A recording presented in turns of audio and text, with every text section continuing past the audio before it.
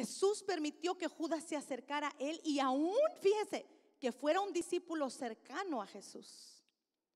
No era cercano como Pedro, como Juan, como Jacobo, como ellos. No era tan cercano, pero sí era más cercano que los otros. Lo que pasa es que él está al último de la lista por su posición de traidor. Pero él era cercano.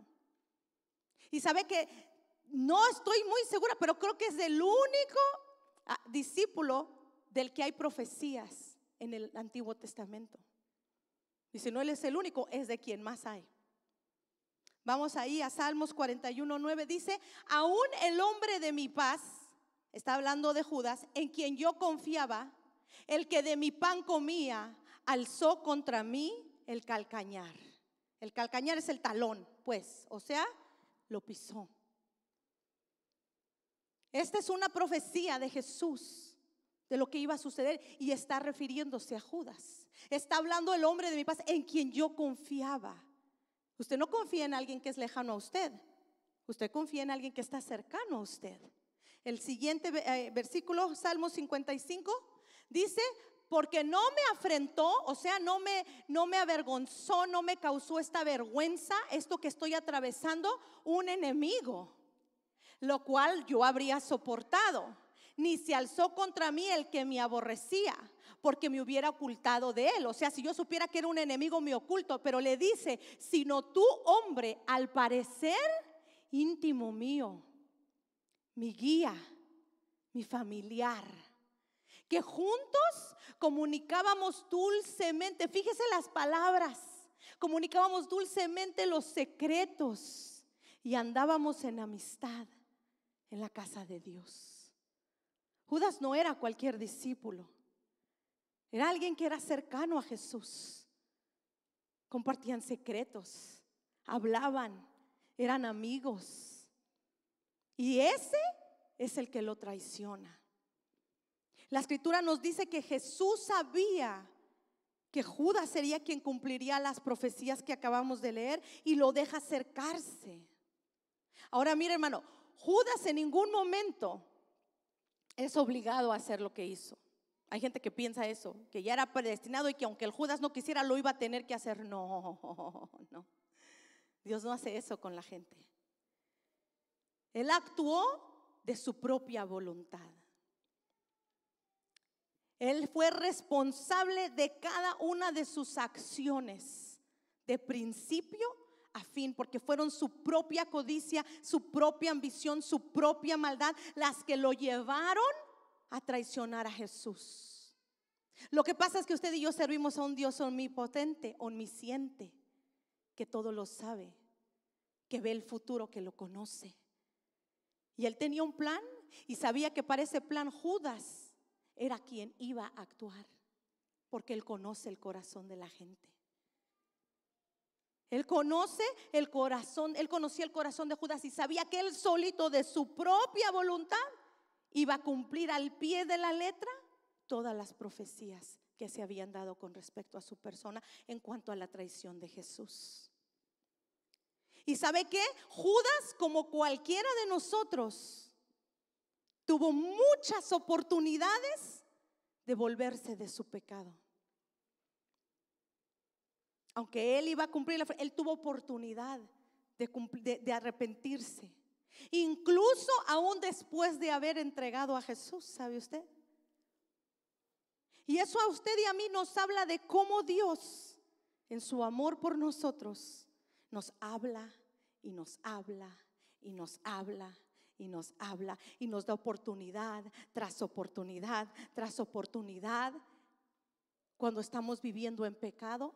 Pero somos nosotros y solo nosotros, nadie más, los que decidimos si tomamos el camino de la vida o de la muerte que Dios ha puesto delante de nosotros.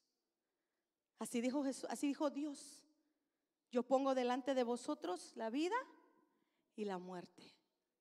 Y usted y yo somos quienes decidimos, por ese libre albedrío que Dios nos dio. Nosotros decidimos por dónde caminar, al igual que Judas. Dios le dio libre albedrío a Judas y él decidió caminar por el camino de la muerte. Y de la misma manera, usted y yo, Dios nos da oportunidad tras oportunidad y nos llama la atención y nos dice y nos habla y nos quiere corregir, pero está en nosotros decidir por dónde vamos a caminar, porque Dios no manda absolutamente a nadie al infierno. La gente dice, ay, es que si Dios fuera bueno no mandaría a nadie al infierno. No, si Él es bueno y Él no manda a nadie al infierno, porque la Biblia dice que el infierno fue preparado para el diablo y sus ángeles. Pero es el ser humano en su deseo de estar, de vivir en pecado, de satisfacer sus propios deseos carnales, el que decide irse para allá, como Judas.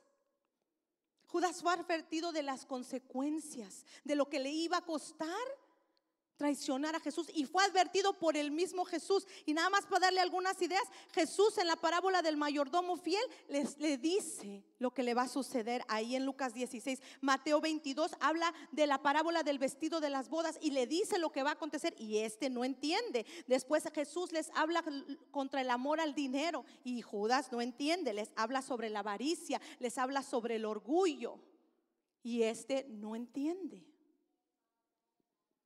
Judas sabía que Jesús se refería a él. Aún mire, en Juan capítulo 6 les dice, uno de vosotros es diablo.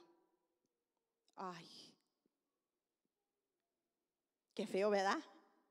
Que ahorita Jesús aquí se aparezca y diga, uno de ustedes es diablo. Pues yo no soy, Señor. No, pues yo tampoco, pues yo tampoco, pues yo tampoco. ¿Y quién es? Pero el Judas sí sabía. Jesús le estaba dejando saber a Judas desde el principio, porque es Juan 6, que él sabía que él lo iba a traicionar y no se arrepintió. Después en el texto inicial en el que leímos, todavía le dice, mejor le hubiese sido a ese hombre no haber nacido. Y él sabía que se refería a él, y de todos modos no hace caso. ¿Qué llevó a Judas a mantenerse en esta postura necia? Número 1, la desilusión. La desilusión, porque mire, al principio todos los discípulos, todos pensaban que Jesús sería un líder militar, un libertador físico que vendría a libertarlos del imperio romano bajo el cual estaban. Todos, porque eso era lo que ellos vivían esperando. Un libertador físico, que es lo que el pueblo de Dios todavía, Israel, sigue esperando, un libertador físico. Y por eso no aceptan a Jesús como el Mesías, porque eso es lo que ellos creían. Pero todos los 11 con el tiempo se van dando cuenta que esa no era la misión de Jesús. Se van dando cuenta que Jesús no vino a libertarlos de un reino o de un cautiverio terrenal, sino de un cautiverio espiritual. Se dan cuenta cuál es la verdadera misión de Jesús. Se dan cuenta a qué vino Jesús, y dándose cuenta de ello toman la decisión de seguir a Jesús por ese camino. Pero Judas no. Cuando a Judas le cae el 20 que Jesús no es ningún líder militar y que no se va a levantar al dirigir a los celotes en contra, no a los celotes, celotes, no los celotes. Los celotes. Mis niñas, si usted les dice cómo se dice grapes en español, no le dicen uvas, le dicen subas. Mamá, quiero subas, porque como uno le dice, ¿quieres subas, mija? ¿Dónde están las uvas? Dame las uvas. Ellas creen que se llaman subas, ¿no? Y entonces ellas, mamá, dame subas. Y yo, ¿qué quieres? Subas. ¿Y qué es eso? Pues uvas. Pues, uvas. Así estamos nosotros con los celotes.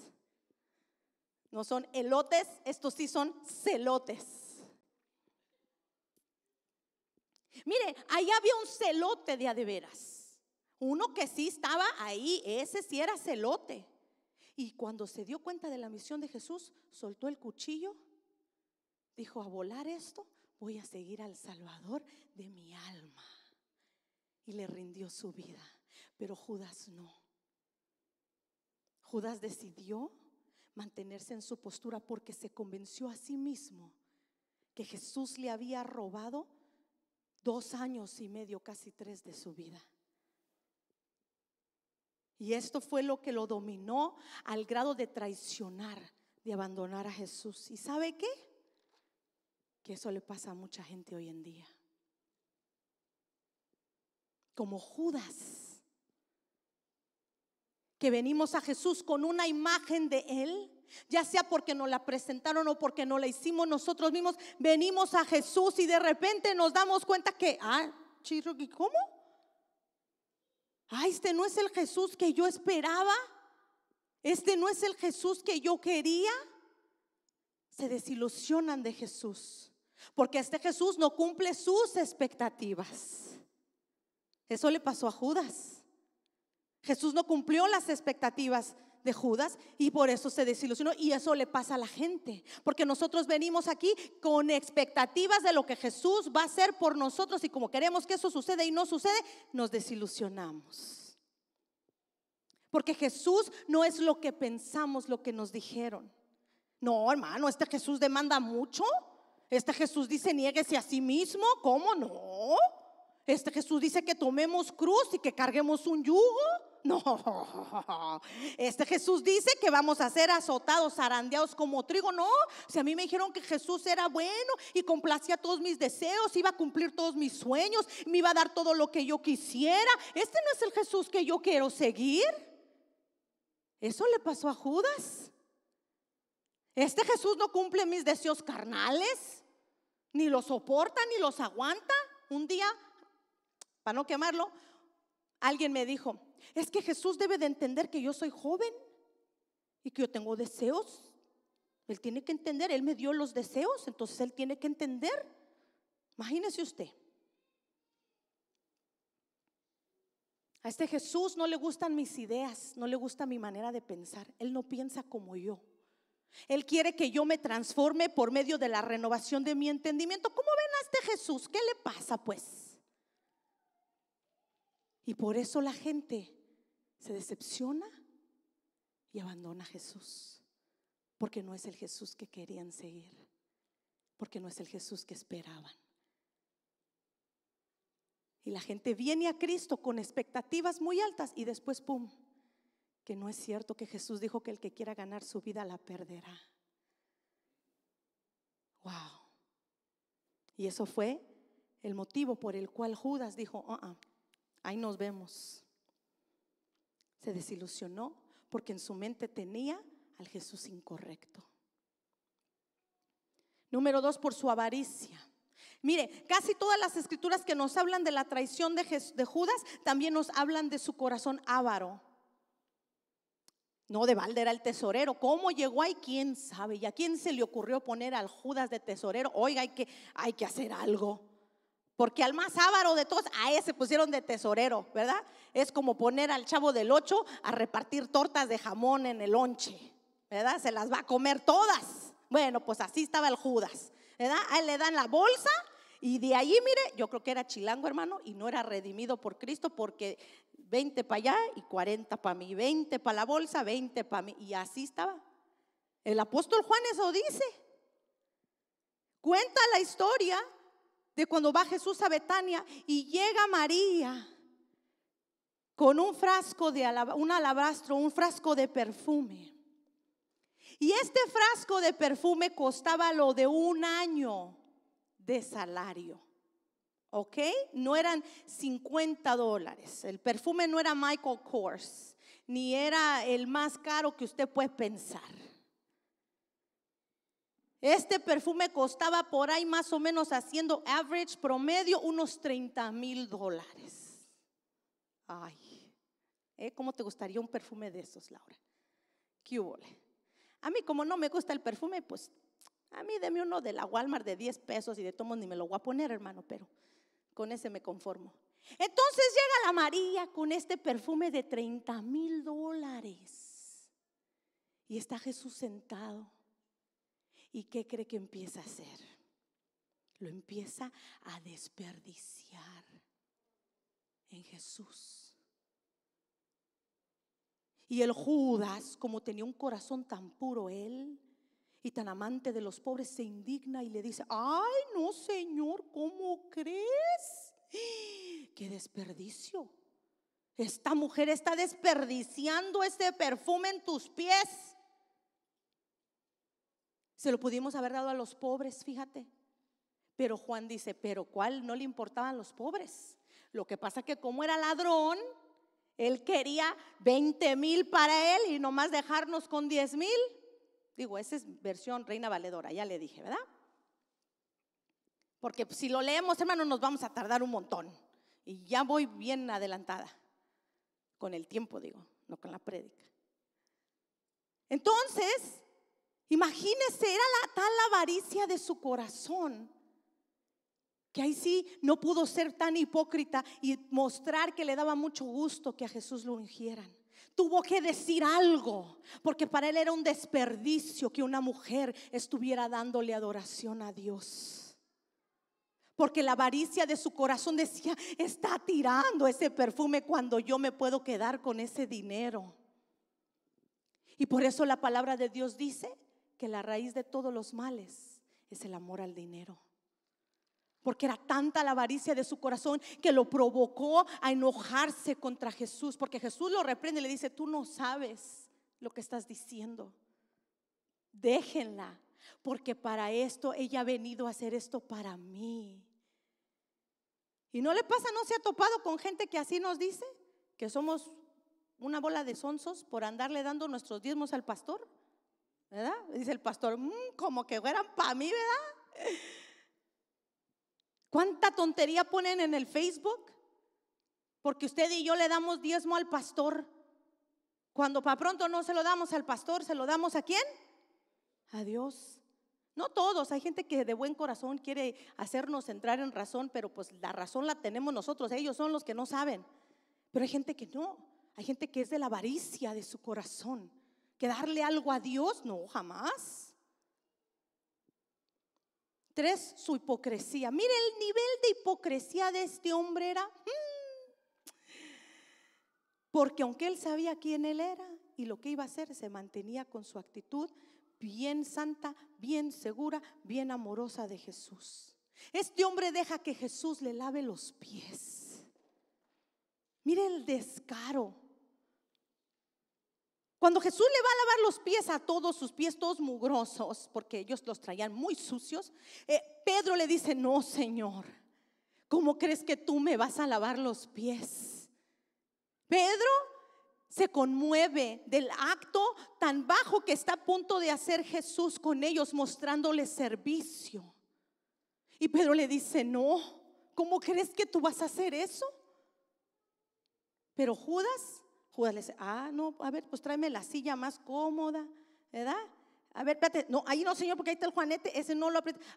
Sóbale, Señor. Ahí estaba el Judas bien, yo me lo imagino, ¿verdad? Si fuera así, a mí sí me gusta que me soben los pies, hermano, y me den masaje y todo ese relajo. Entonces, pues si el Judas era como yo, hubiera aprovechado bien sabroso a que el Señor le sobara los pies, le lavara los pies, sabiendo lo que estaba a punto de hacer.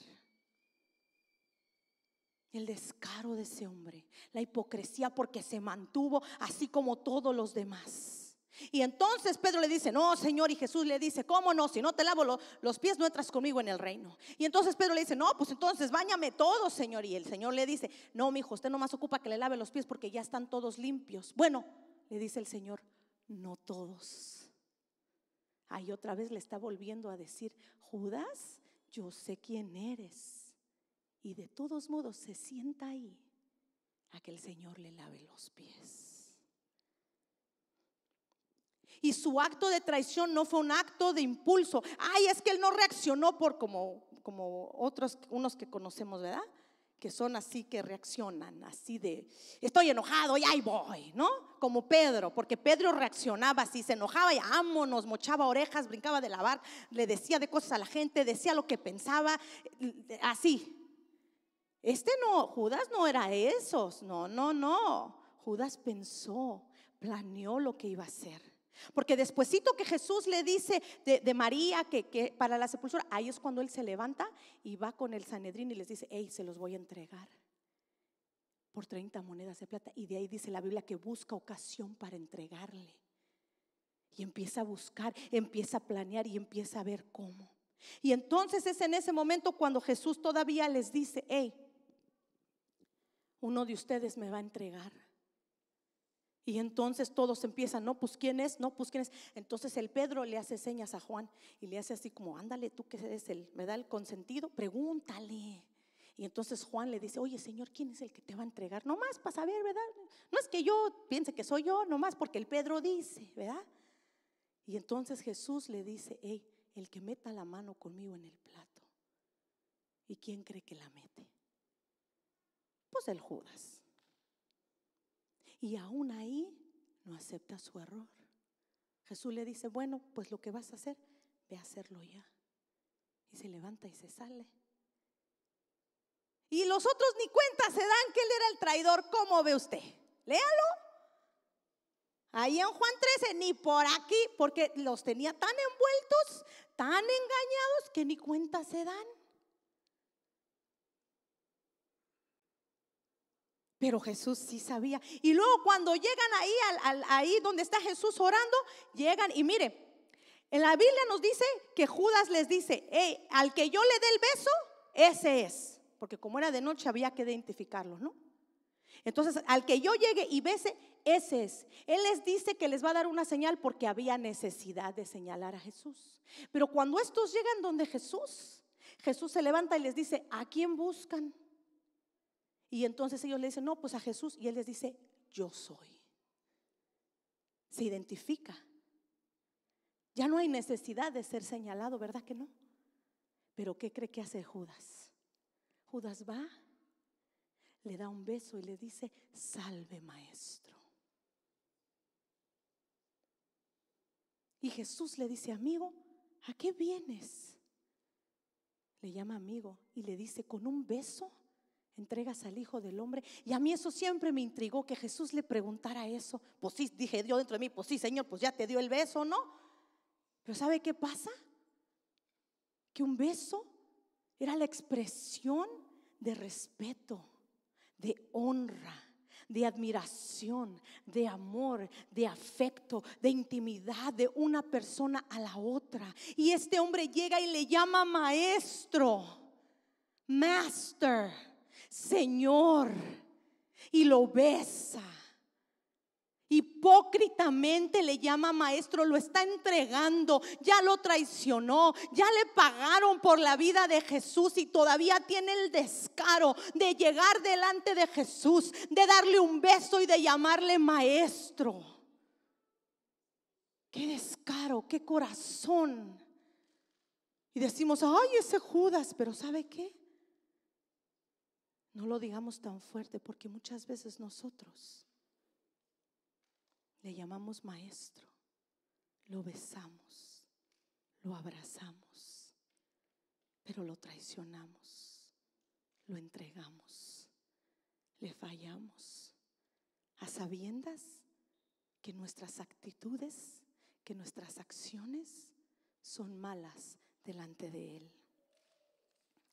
Ya estoy cerrando. Este beso era la expresión máxima de traición, de cinismo. Y yo quisiera terminar esta serie muy positivamente, ¿verdad? Pero ¿qué creer, hermano? Con Judas pues nomás no se puede. I'm sorry con excuse me, dicen por allí.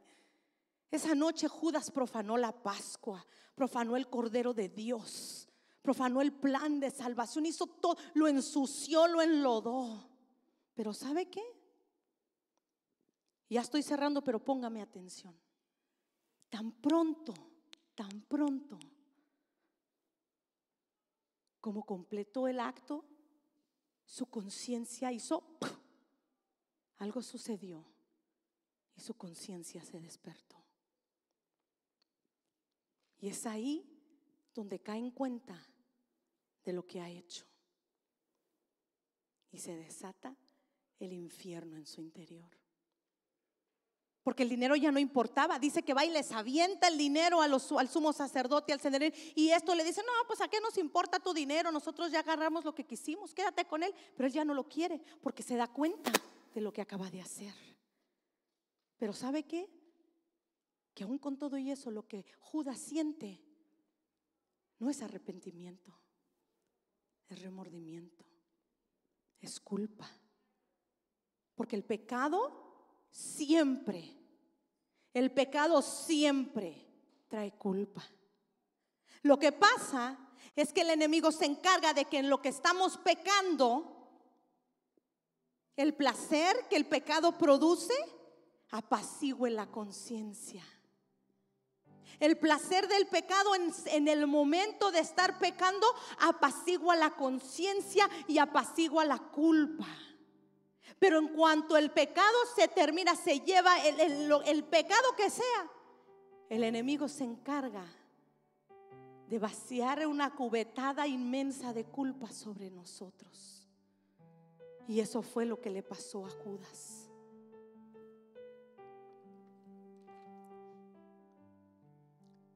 Judas no se arrepintió, Judas sintió remordimiento.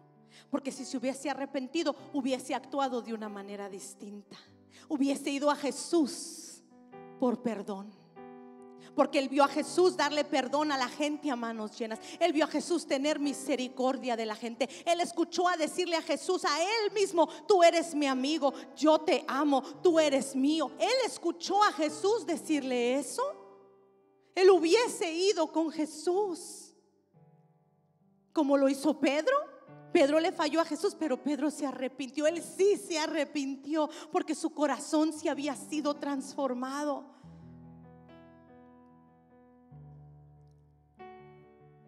Pero lo que sucede es que él se da cuenta que su pecado no le fue tan satisfactorio como él pensaba que iba a ser. Porque eso es lo que pasa. Pensamos que nuestro pecado nos va a traer satisfacción, y cuando no lo hace, nos enfrentamos a la culpa, a la condenación.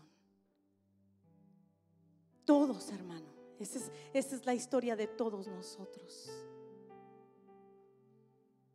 Y lo que aprendemos de la vida de Judas es que no importa cuánto, una de las cosas que aprendemos es que, o que podemos tomar de lecciones, que no importa cuánta culpa sintamos al fallarle al Señor, sí podemos volver a Jesús. No tenemos que terminar como Él.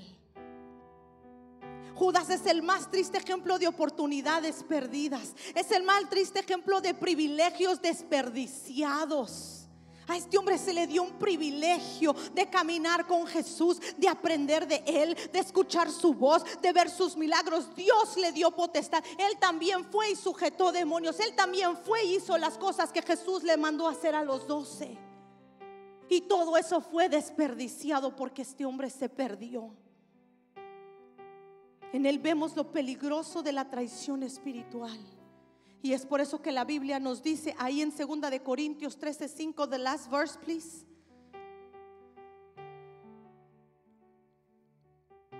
Examinaos a vosotros mismos si estáis en la fe. Probaos a vosotros mismos. Nos dice que nos examinemos, que nos probemos. ¿Por qué? Porque podemos estar aquí en la iglesia, pero ser Judas de corazón. Porque podemos ser parte de los discípulos, ser parte de los que caminan, pero en nuestro corazón, si hay ideas y pensamientos y deseos que no se quieren rendir a Jesús, que quieren seguir empecinados en lo que ellos creen, en la avaricia, en la rebeldía, nos convertimos en Judas y traicionamos a Jesús. ¿Cuánta gente de la cual podemos decir, oh men, fulano, sutano, perengano, servían a Dios, estaban aquí? ¿Cuántos puede pensar, verdad? Muchos que estuvieron aquí con nosotros a través de los años en la congregación donde usted ha estado, donde yo haya estado en otras. Yo puedo pensar en sinfín de personas que un día los vi alabar a Dios, que un día los vi glorificar, que un día yo de niña decía, amén, yo quiero ser como él. No, mira, ¿qué? Y hoy tristemente están lejos de Dios, renegando. Unos se han vuelto ateos, otros hacen barbaridad y media. Y es triste ver eso. ¿Por qué? Porque fue gente que es gente que como Judas y pide uno que Dios los alcance, pero es gente que como Judas ha decidido hasta el día de hoy, porque no se arrepienten, decirle que no a Jesús. Cuando se dieron cuenta de lo real, del verdadero Jesús, lo que costaba servir a Jesús, dijeron no. Nada más que no los juzguemos tan fuerte, hermano, porque la Biblia dice: aquel que cree estar firme, mire que no caiga.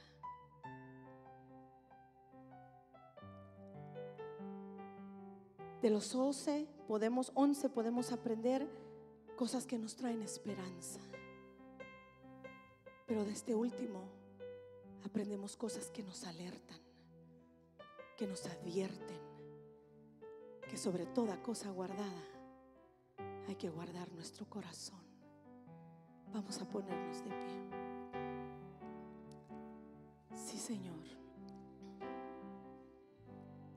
Bendito Dios.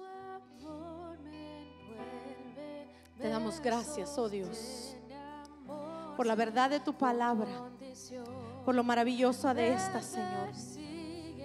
Porque aún las cosas que a nuestra mente humana o a nuestro sentir humano son negativas, están ahí para advertirnos, para hacernos darnos cuenta de una realidad con la que todos nos enfrentamos, Señor. Y en este momento yo te doy gracias por tu palabra, sí, pero también te pido que esta haga su obra y siga haciendo su obra en la vida y en el corazón de cada uno de nosotros.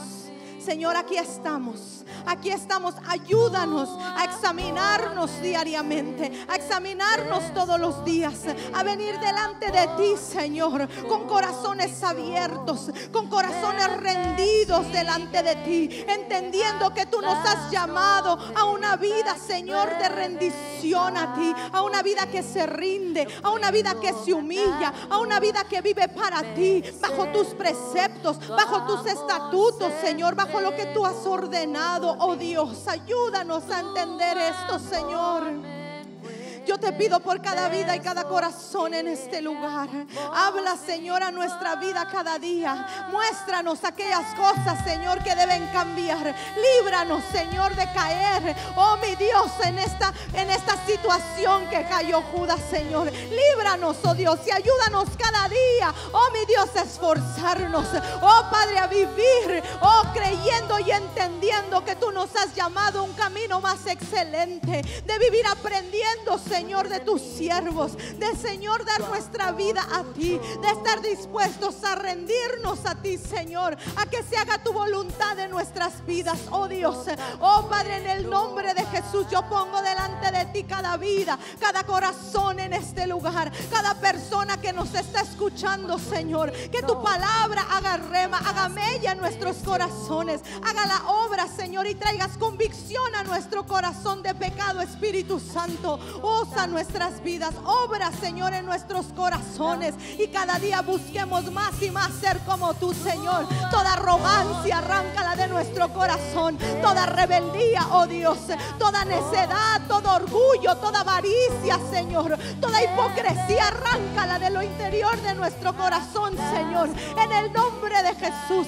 Límpianos y perdónanos, Señor, como dijo el salmista: purifícame con hisopo y seré limpio, Señor. Lávame más y más de mi maldad. Crea en mí, oh Dios, un corazón limpio y renueva un espíritu recto dentro de mí, oh Señor. No quites de mí tu Santo Espíritu, no me eches de delante de ti, Señor. Hazme oír gozo y alegría, oh Dios, y pueda yo servirte justa y rectamente, pueda tener un corazón, Señor, conforme al tuyo, oh Dios, cada día de mi vida, y servirte con entrega, con pasión, rendida a ti, oh Dios. Cada día de nuestras vidas queremos servirte. Cada día de nuestras vidas queremos vivir para ti, Señor. Queremos ser esa generación que va, oh Dios, y alumbra con tu luz a este mundo en tinieblas, oh Dios. En el nombre de Jesús de Nazaret, Señor. Gracias por tu amor. Gracias, Señor. Cada día, Dios, aleluya.